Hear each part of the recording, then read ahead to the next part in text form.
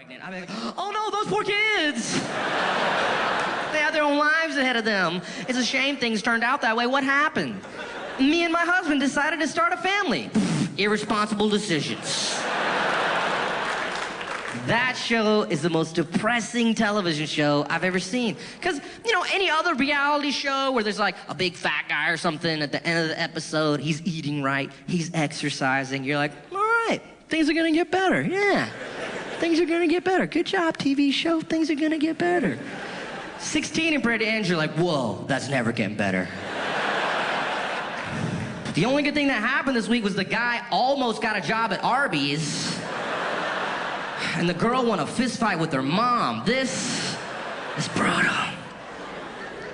And they don't do anything nice for the kids at the end of the show. There's no money, there's no new house. Come on, do something for those kids. Like, maybe at the end of each episode, Exhibit could show up.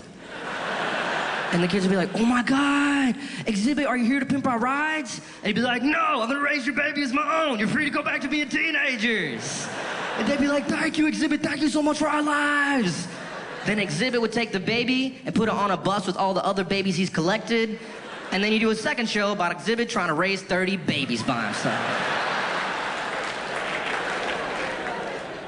I do find the 16 and Pregnant show kind of mean-spirited, you know? Because you got a camera crew there like, all right, you don't have any money, no one's helping you raise your children, all hope is lost, and cut! Good luck with everything, we gotta go.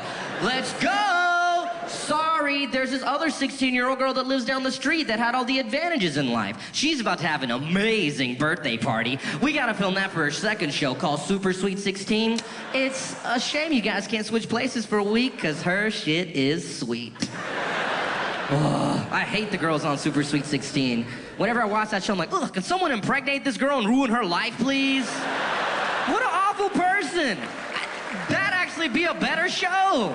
If they just did horrible stuff to that girl for a week, meet Amanda. She's 16 and horrible. So we cut the brakes in her car, we put a bunch of holes in her condoms. Let's see what happens this week.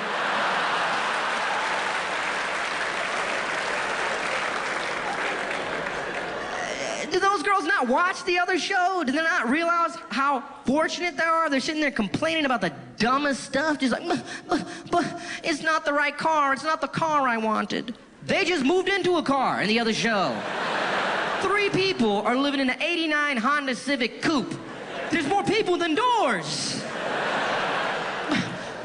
But the lights aren't right. Their kid isn't right. Their kid has a tooth coming out of his nose and they can't pay for a dentist to put the tooth in his mouth. The kid's gonna have to brush his nose for the rest of his life.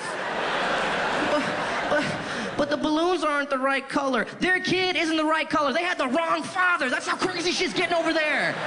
That's a perspective.